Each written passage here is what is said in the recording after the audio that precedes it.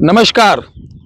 बाणासुर के बारे में तो आप लोग जानते ही हैं और बाणासुर की विद्याएं अनंत हैं, जिसे आदिवासी लोगों ने इसे बहुत परंपरा अंतर्गत इसे संजो के रखा। आज हम उन आदिवासियों के जो छत्तीसगढ़, मध्य प्रदेश, महाराष्ट्र, गुजरात और आपके उड़ीसा के जो है नेपाल तराई के, उन विद्याओं को आज भी सजोए हुए हैं। आज हम ले चलते हैं आपको भारत के उस प्राचीन विद्या पर जिसे लोग सहज विश्वास नहीं करते, और जब सम्मुख ऐसी विद्याओं का प्रदर्शन उग्र रूप में किया जाता है तब वो दांतों तले उंगलियां दबा लेते हैं और कहते हैं, हे भगवान, आज भी हमारे बीच इतने उच्च योग हैं लोग। बिल्कुल हैं, देखने में साधारण से लगने वाले गांव देहाती फार्मर, लेकिन उनके अंदर ऐसी शक्तियां समाई हुई हैं जो बड़े बड़े तांत्रिक के अंदर, बड़े बड़े अघोरियों के अंदर नहीं होती। जी हां, मैं बात कर रहा हूं ग्रामीण क्षेत्र में चलने वाली बाण विद्या।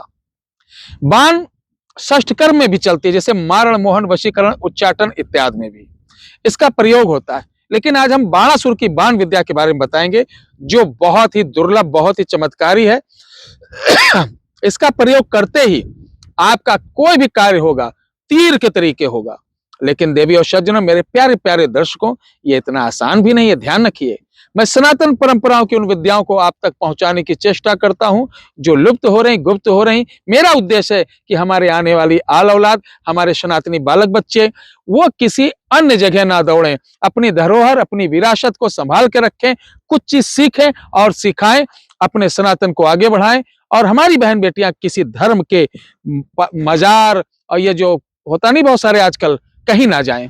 ठीक है, वो उनका धर्म है, अपने जगह जाएं। हमारी बहन बेटियों को किसी मुर्द की पूजा नहीं करनी, किसी मरे हुए व्यक्ति की पूजा नहीं करनी है, शाकाहार की पूजा करनी है।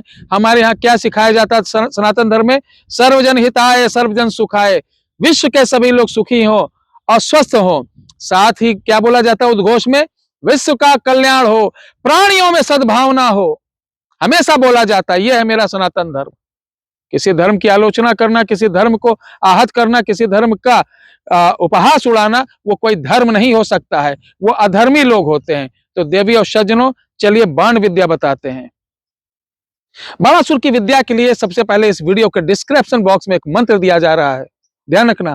किसी भी विजयदशमी से इसको 11 दिन इस मंत्र को रुद्राज की माला से धतूरे के पत्ते का आसन बनाकर उसके ऊपर बैठकर इस मंत्र का 11 माला करना है।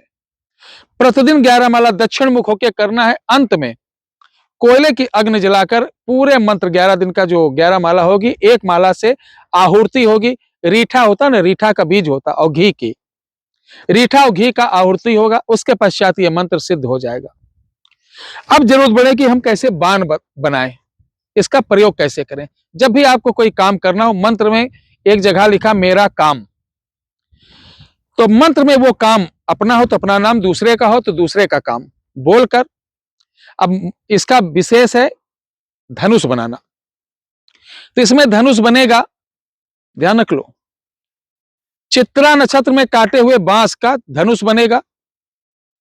और पुष्प नक्षत्र में, ध्यान रखना, पुष्प नक्षत्र में खजूर की पत्ती नहीं होती, खजूर की पत्ती नुकीली, एक झटके में काटा हुआ पत्ता, जैसे ऐसे, ये देखिए खजूर का ऐसा पत्ता ऐसे ऐसे निकली रहती है, तो उन तीलियों को निकाल लेना है, ठीक है, और ये रख लेना है। ये नक्षत्र में आएंगे तभी काम करेंगे। उसके बाद जब भी कोई काम की आवश्यकता पड़े, रात के समय दक्षिण मुख होके 7 तीर उठाना और मंत्र पढ़ के आकाश की तरफ मार देना। डोरी आप कॉटन की लगाना या रेशम की लगाना। आप देखेंगे वो काम अगले दिन ही 24 घंटे के अंदर आपके सामने पूरे प्रमाण के साथ, पूरे साक्ष्य के साथ वो काम होता हुआ मिलेगा। लेकिन आपको मैं निवेदन करूंगा मेरे भैया कि इसके लिए गलत काम के लिए नहीं कि लाओ 2, 4, 5 हजार, लाख, 2 लाख रुपए के लिए हम किसी की बहन बेटी, किसी जीव को, किसी परिवार को कष्ट दें। ध्यान रखना, ये पृथ्वी क्या है, हमारा प्रकृति क्या है? चक्र है, एक चक्र है। इस चक्र के अंतर्गत हम फिर वहीं लौट के आएंगे, हमको फिर हिसाब देना पड़ेगा। तो ऐसा काम करो कि जब आप दूसरे चक्र में आप एंट्री करें तो किसी प्रकार का ना किसी का लेना, ना किसी का देना, ना उद्धव का देना, ना माधव का लेना। इन चक्रों में ना पढ़ करके, इन चीजों से मुक्त होकर सिर्फ संसार की भलाई, जीव की भलाई, समाज की भलाई करिए, उससे आनंद कुछ नहीं है, उससे अच्छी कमाई कुछ नहीं है। जय श्री राम, हर हर महादेव।